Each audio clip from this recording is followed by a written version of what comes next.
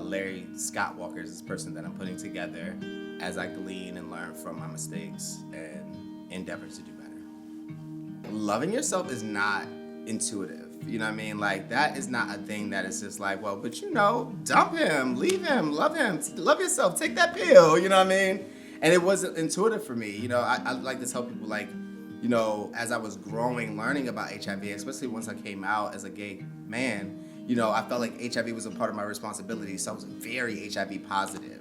And in 2007, when I got the news on June 5th, 2007, none of that was anywhere to be found. Like, for me, you know what I mean? Even though on the surface I felt like real calm, like I mastered. I would always say, like, I never cried about having HIV, so I won't accept anybody crying about me having HIV. But like a weird way, I thought that was like a badge of honor. And now I'm like, I just wish I would have cried. You know what I mean? Like, I wish I would have cried. You know what I mean? Shame is a part of life, right? Especially when you live in societies that garner or facilitate their power by othering the other, you know what I mean? Be it, whatever marginalized group.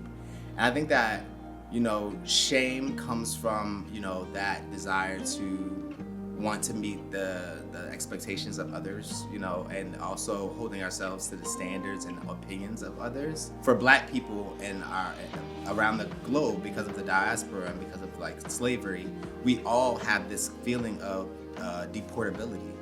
Even if you're a citizen, you feel like something can happen and you could lose your freedom, you could lose your standing, you could lose your clout, you could lose your sense of belonging, and that's real, and I think that that's an effect of shame too, because we don't want to be ostracized. Nobody wants to be the dissenting opinion or that person over there.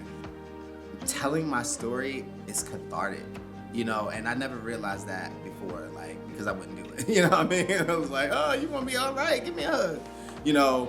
I wouldn't do the I went through this and that self-identification. Now I try to utilize my story as much as I can to help people when it's relevant. I'm not like going to just be like, well, let me tell you about me, child. Like, you know what I mean? Like, if it makes sense, then I'll use it. But yeah. I always talk about my sister. I'm convicted to talk about her because, I just don't feel like her story would ever be told if I didn't tell it. I know it wouldn't. But then also I am empowered from it. I'm just like, I like, even the parts of me that, like, there have been several times that I wanted to give up on HIV in spite of me. Like, I'm like, we got pills now. I could just, like, I ain't gotta do this. But then I'm like, dog, like, there are Black women out there who are voiceless, who are just not taking their medicine because they're afraid of this reality. They don't see themselves represented, and, who's gonna speak up for them? Especially somebody who has a direct experience losing a sibling, Whatever you do, like, it could be underwater basket weaving.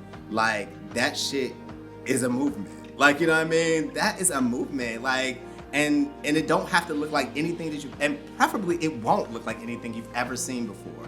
But do it, and because it's gonna make you feel better, and it's gonna leave the space better than it was when you got to the space. You know what I mean?